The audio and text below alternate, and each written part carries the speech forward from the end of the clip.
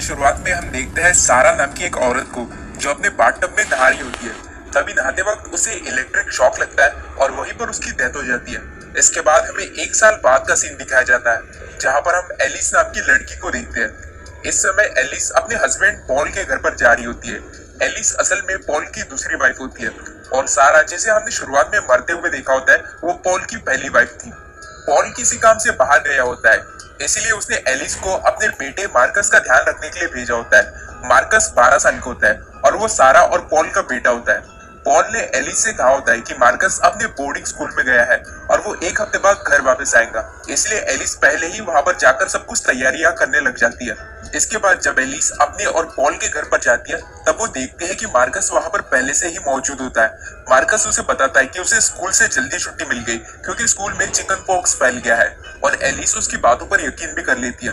Marcus के साथ बातें करना एलिस को बहुत अजीब लगता है क्योंकि मार्कस इतना छोटा होने के बाद भी बड़े लोगों जैसी बातें करता है। अगले दिन जब मार्कस नहा रहा होता है तभी उसे पॉल का कॉल आता है। मार्कस के बाद एलिस भी पॉल से बातें करती है। जब एलिस का ध्यान नहीं होता तभी मार्कस उसके हाथों को अजीब तरीके से टच करता है और फिर अचानक से उसके ब्रेस्ट को दबाता है। तब एलिस को गुस्सा तो आता है पर वो बिना कुछ कहे वहां से चली जाती है। फिर ऐसे ही कुछ दिन बीत जाते हैं और मार्कस का बिहेवियर पहले से भी ज्यादा चेंज होने लगता है। इसके अलावा भी मार्कस बहुत ठरकी होता है और बार बार एलिस पर लाइन मारता है और उसे छुप छुप कर देखता रहता है। इसके कुछ दिनों बाद पॉल भी उनके साथ रहने के लिए वापस आ जाता है। तभी से मार्कस और भी ज्यादा अजीब तरीके से हरकतें करने लगता है। एक बार मार्कस एलिस से पूछने के बाद अपने डैड के कुछ पैसे लेता है। जब एलिस देखती है तब वहां पर एक भी पैसे नहीं रखे होते और वो सोचती है कि शायद मार्कस ने पूरे पैसे चुरा लिए हैं।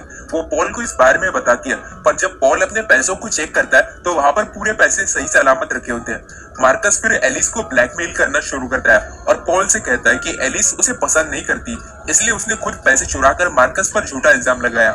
इसके बाद मार्कस फिर से एलिस को परेशान करता है और पॉल से कहता है कि एलिस पागल होती जा रही है और हमेशा झूठ बोलती रहती है ताकि उसे मार्कस से छुटकारा मिल जाए। एक रात को जब एलिस अपने रूम में सो रही होती है तब मार्कस वहां पर आकर खड़ा हो जाता है और उसे देखता रहता है। मार्कस की हरकतों को देखते हुए एलिस एक दिन उसके स्कूल में पहुंच जाती है जहां पर उसे पता चलता है कि बोर्डिंग स्कूल को कोई छुट्टी नहीं मिली है बल्कि मार्कस को तो स्कूल से निकाल दिया गया है क्योंकि वो पास के घरों में ताका झाकी करता है और लोगों को छुपकर इंटीमेट होते हुए देखता रहता है। इसी के साथ में मार्कस स्कूल के पास घूमने वाली बिल्लियों को जान से मार देता है। घर वापस जाने के बाद एलिस ऊपर के स्टोर रूम में किसी काम से जाती है। तब उसे अपने बेडरूम के ऊपर वाले हिस्से में एक होल दिखाई देता है जहां से उनके बेडरूम में आसानी से देखा जा सकता है। ये देखकर एलिस को पता चलता है कि मार्कस उसे और पॉल को इंटीमेट होते हुए देखता है और इसी होल के जरिए उसे छुप छुप कर कपड़े चेंज करते हुए भी देखता है। एलिस मार्कस के पास जाती है और उसे पूछती है कि तुम मुझे और पॉल को छुपकर क्यों देखते रहते हो। मार्कस कहता है कि मुझे ये सब करने में बड़ा मजा आता है। तब एलिस उसे पूछती है कि क्या तुम अपनी मॉम सारा को भी ऐसे ही देखते थे। तब मार्कस कहता है कि सारा को देखने में मजा नहीं आता था, वो तुम जैसी सेक्सी नहीं थी। एलिस उससे पूछती है कि क्या तुम्हें सारा की मौत के बारे में पता है क्योंकि जब सारा की मौत हुई तब तुम दोनों ही घर में अकेले थे। तब मार्कस कहता है कि सारा की मौत हार्ट अटैक से हुई है। फिर एलिस कहती है कि तुम झूठ बोल रहे हो, उसकी मौत इलेक्ट्रिक शॉक लगने से हुई थी और तुम इस बारे में बहुत कुछ जानते हो पर बता नहीं रहे। मार्कस कहता है कि मैं तुम्हें ये सब क्यों बताऊं, मुझे इससे क्या मिलने वाला है। तब एलिस समझ जाती है। एलिस को पहले से ही पता होता है कि मार्कस को क्या चाहिए, इसीलिए अपने सवालों का जवाब पाने के लिए एलिस उसके सामने अपने पूरे कपड़े उतारकर खड़ी हो जाती है। तब मार्कस कहता है कि सारा को एक हार्ट कंडीशन थी जिसके बारे में उसके अलावा कोई नहीं जानता था। उसने इस बारे में पॉल को भी नहीं बताया। मार्कस कहता है कि मुझे ये सब एक डॉक्टर के लेटर से पता चला है। तब एलिस समझ जाती है कि मार्कस उससे झूठ बोल रहा है, इसलिए वो मार्कस की बातों पर बिल्कुल भी यकीन नहीं करती। बाद में एलिस पॉल को अपने साथ वही वाला होल दिखाने लेकर जाती है जिसके जरिए मार्कस उन्हें देखता रहता है। पर जब वो लोग वहां पर पहुंचते हैं तब वहां पर कोई होल नहीं होता।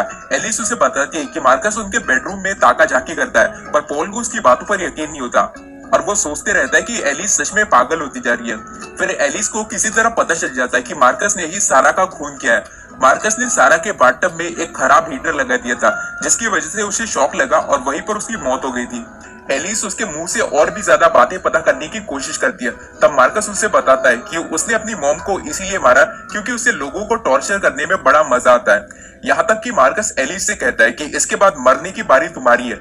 ये सुनकर एलिस को मेंटल ब्रेकडाउन हो जाता है और उसे समझ में नहीं आता कि वो क्या करेंगी क्योंकि कोई भी उसकी बातों पर यकीन नहीं करता और पॉल को लगता है कि एलिस पूरी तरह पागल हो चुकी है।